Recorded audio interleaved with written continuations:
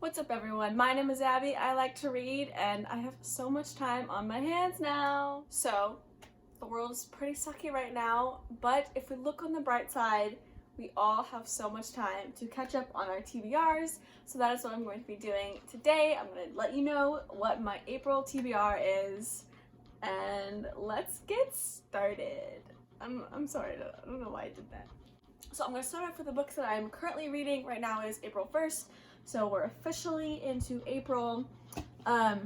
Yes, I'm still reading Harry Potter and the Prisoner of Azkaban. No, I have not completed any more than I did last month, but we're not going to talk about that, but just letting you guys know. I'm also reading Obsidio by Amy Kaufman and Jristoff. I'm not very far. How far am I? I'm on page 57, so still a long way to go. But it was really slow in the beginning, but now it's kind of picking up, so hopefully I will finish this quickly. And then I'm also currently reading this way, The Queen's Assassin by Melissa de la Cruz. It's still not the right way. This way. I just started this like maybe 2 days ago, and I'm on page 17. So it's starting off pretty good. The first, even the first just few pages is just throwing world building at you, so it's a little intimidating to start, but now we're finally getting into the actual story instead of just the prologue, so I'm excited to see where this goes. So there were some books that I had on my March TBR list that I did not finish, and so I'm going to move them to this one, but this book, The Last Wish by Andrzej Sapkowski, I didn't get to this last month, and I think I'm going to not have it on this month's list just because I just haven't really wanted to read it, and I don't want to force myself to read a book because then it's just not enjoyable, and so I think I might just take this off the list, and then if I'm ever in the mood to read it, then I'll read it, but it's not officially on my list, so yes. But the other two books that I didn't get to finish last month that I'm going to try to finish this month, the first one is City of Glass by Cassandra Clare.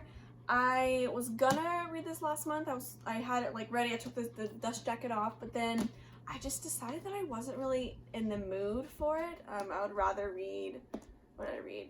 I think I picked up The Queen's Assassin instead of this. And so, so I'm gonna try to read this month, and hopefully I'll be in the mood for it. And then the second book that I didn't get to last month is A Court of Frost and Starlight by Sarah J. Maas. Yeah, this is a really small book, so I should breeze through this. Maybe if I'm just feeling a need that I just need to finish a book, then I'll pick this up and just read it because it's so small. So we're gonna get to it. My next book that I'm going to read in April was the March Owlcrate book in their March box, and that is The Kingdom of Back by Marie Lu. I love this edition. It has these cool silvery pages.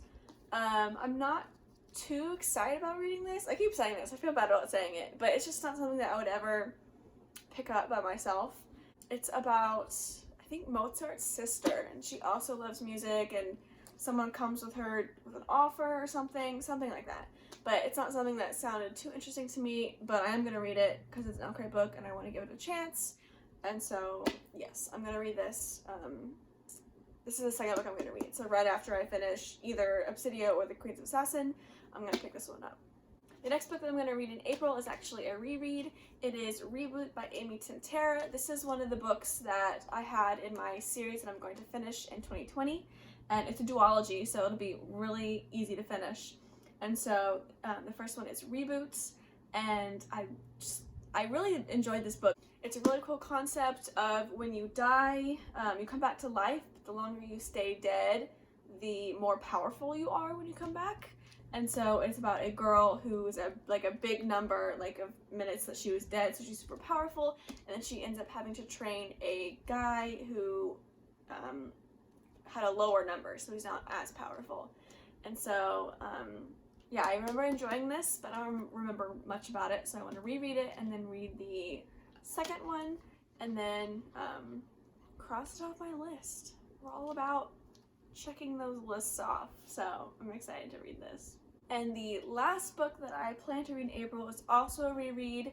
It is the second book in the Arcana Chronicles. in the first book there was like a pronunciation guide of how you said it, and I remember I think I was saying Arcana, but I think it's Arcana, the Arcana Chronicles. I could be wrong, I don't know.